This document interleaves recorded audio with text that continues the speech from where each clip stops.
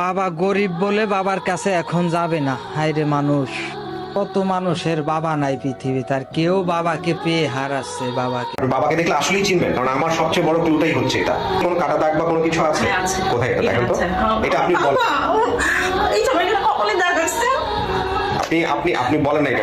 আমি বলি নাই, আমি অনেক কিছু বলি, আমি যে দেখি কি হয়। আচ্ছা,